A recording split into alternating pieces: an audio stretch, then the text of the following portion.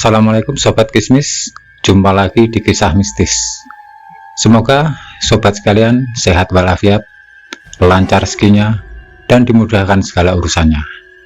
Oke sobat sekalian, terima kasih apabila berkenan untuk subscribe, like, komen, dan share. Baiklah sobat, yuk kita simak kisahnya.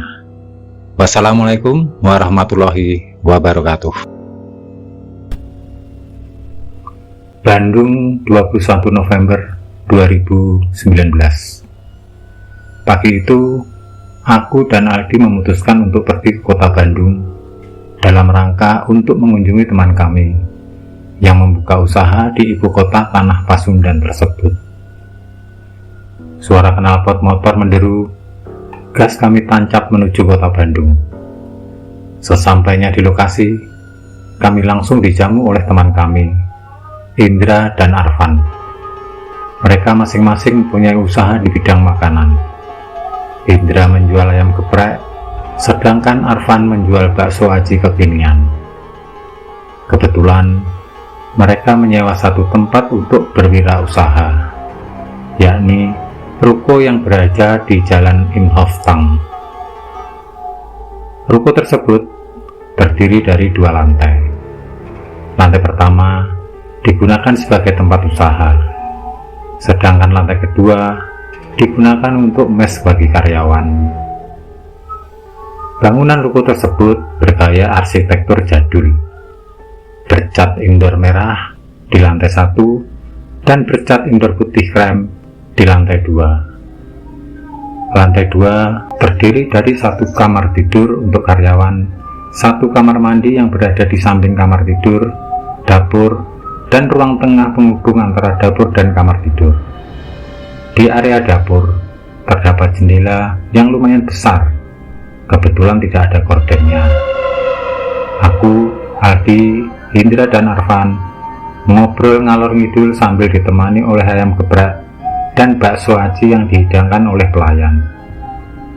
Dalam obrolan tersebut, kami membicarakan mengenai masalah bisnis, percintaan, hingga saling berbagi cerita mistis yang telah dialami oleh masing-masing.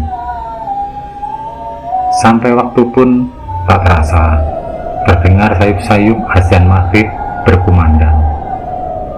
Setelah maghrib, aku dan Aldi memutuskan untuk pergi berkeliling kota, menelusuri sudut-sudut kota Bandung yang dikenal estetik dan dikelilingi oleh bangunan-bangunan bersejarah peninggalan zaman kolonial.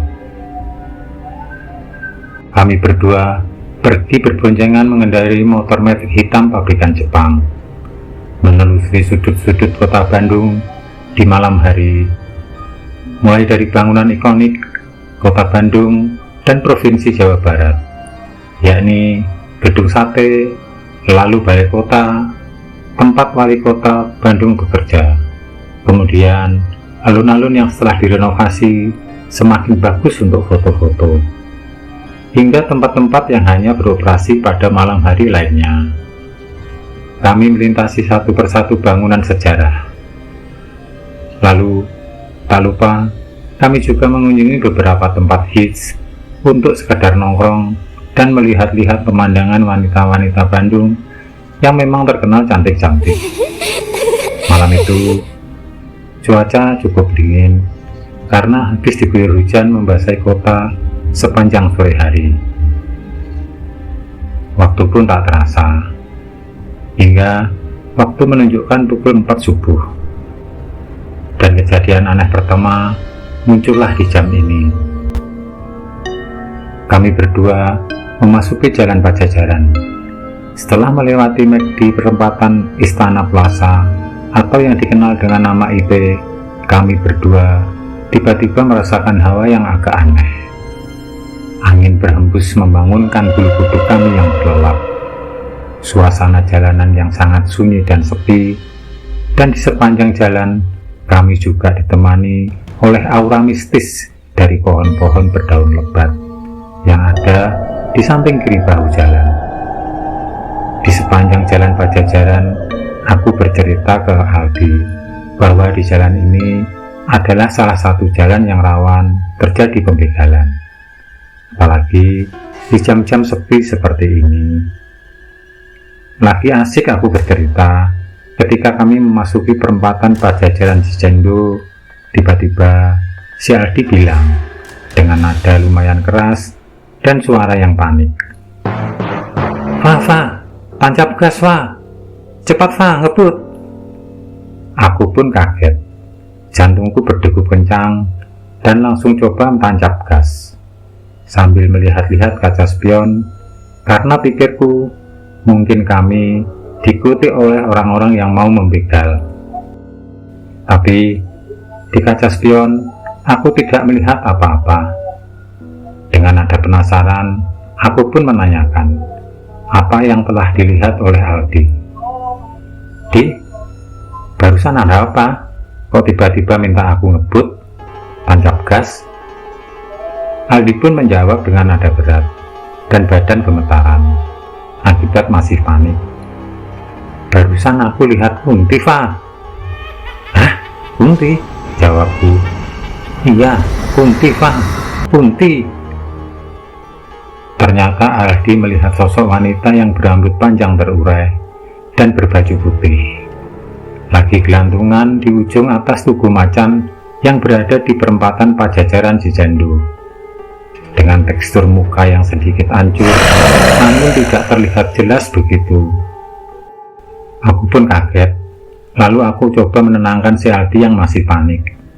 Di sepanjang jalan aku coba menghangatkan suasana dengan terus mengajak ngobrol si Aldi agar rasa paniknya perlahan menghilang.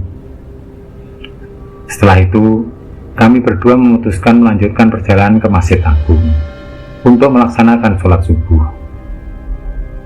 Sesampainya di parkiran Masjid Agung yang berada tepat di depan gedung BRI, si Aldi tak sengaja memperhatikan suatu ruangan yang masih menyala di gedung BRI dari kejauhan. Lalu, tiba-tiba si Aldi melihat sosok Kunti lagi, dengan mata yang sedang melotot dan bibir yang seolah tersenyum, terpusat ke arah dia. Aku pun langsung buru-buru jalan kaki ke arah Masjid Agung. Karena penasaran, aku pun sesekali melirik ke arah ruangan yang masih menyala itu. Apakah yang si Aldi lihat benar-benar ada? Karena jujur, ketika melewati Tugu Macan perempatan Pajajaran Cicendo, aku tidak melihat sosok Kunti yang dilihat Aldi.